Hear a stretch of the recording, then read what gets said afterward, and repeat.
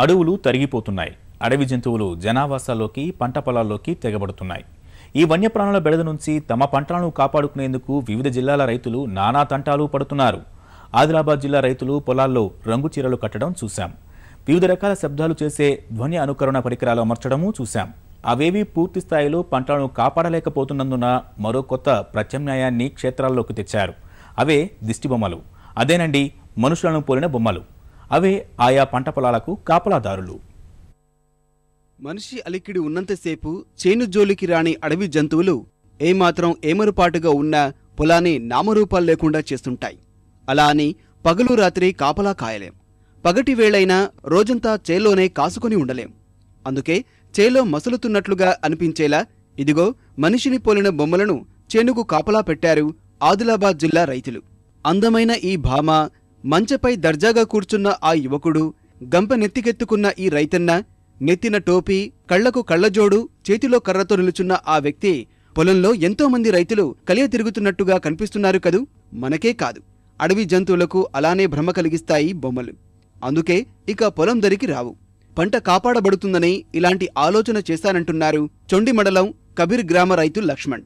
ఇదొక్కటే కాదు, పెసర, మొక్కజొన్న పైర్లను కాపాడుకునేందుకు పాడైపోయిన సీడీలను ఇనుప వైర్లకు తాకేలా కట్టడం వల్ల గాలికి వాటి నుంచి వచ్చే ధ్వని జంతువులను బెదరగొడుతుందంటున్నారు.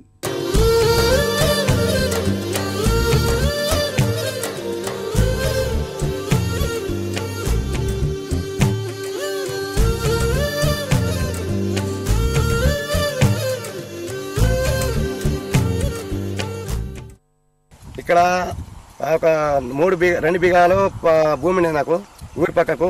ఇక ప్రతి సంవత్సరము ఇక్కడ ఈ చేనులో మినిమేసిన, పెసరేసిన, పందులు, నెమిలీలు ప్రతి సంవత్సరం ఏ పంట వేసుకున్నా కూడా ఇంటికి వచ్చే వరకు మనకు పంటనే కాదు. ఈ సంవత్సరం ఆలోచన వచ్చి చీరలు కూడా కట్టినాయి. చీరలు కట్టిన తర్వాత చీరలు కూడా చింపేసినాయి.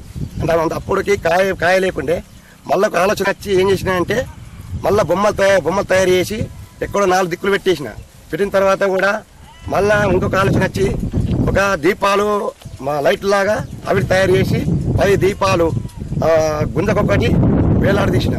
కాకపోతే ఇంతవరకైతే పందులు అయితే రావడం లేదు, నెమ్మిడి కూడా రావడం లేదు. ఆ శబ్దానికి, ఆ లైటింగ్కు, ఆ బొమ్మలకు ఇక అదొకటి నాకు ఆలోచన వచ్చి తయారు చేసిన. ఆదిలాబాద్ జిల్లా నిర్మల్, ముధోల్ డివిజన్లోని పత్తి, సోయా, మినుము, పెసర, జొన్న, మొక్కజొన్న తదితర పంటలను అడవి పందులు, నెమళ్లు, జింకల బారి నుంచి దక్కించుకోవడం కత్తిమీద సాములా ఉంది. పైర్లను కాపాడుకునేందుకు రైతులు ఎవరికి తోచినట్టుగా వారు ప్రయత్నాలు సాగిస్తూనే ఉంటారు. మాకున్నది 2 బిఘాలు. ఏ పంట పెట్టినా, మక్క పెట్టినా, జొన్న పెట్టినా పందులు రయం చేసేస్తుండే.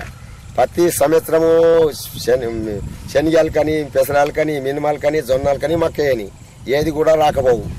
ఈ సంవత్సరం ఆలోచనతో తిరుగుల సీరియల్ కట్టినాము. దానికి ఆగుతాయలేదని మొత్తము లైట్లు, క్యాసెట్లు చుట్టేసినాము. మళ్ళా బొమ్మలు తయారు చేసి బొమ్మలు పెట్టినాము. గంటి పెట్టినాము దానికి సప్పుడుకు వెళ్ళిపోవాలని. మరి దీపాలు వెలిగించి దీపాలు పెడితే దీపాలను చూసి మందిరులు అన్నట్టుగా పందులు దూరంకి వెళ్ళిపోతున్నాయి. కంచె వేసినట్టు చుట్టూ చీరలు కట్టినా, మనుషులను పోలిన మనుషులను ప్రతిసృష్టి చేసి పొలంలో నిలబెట్టిన, సీసాలను వేలాడగట్టినా, బల్బులను తాళ్లకు కట్టినా, ఏం చేసినా మా ప్రయత్నాలన్నీ ఆరుగాలపు కష్టం అడవి జంతువుల బారిన పడకుండా కాపాడుకోవడానికే అంటున్నారు అక్కడి రైతులు.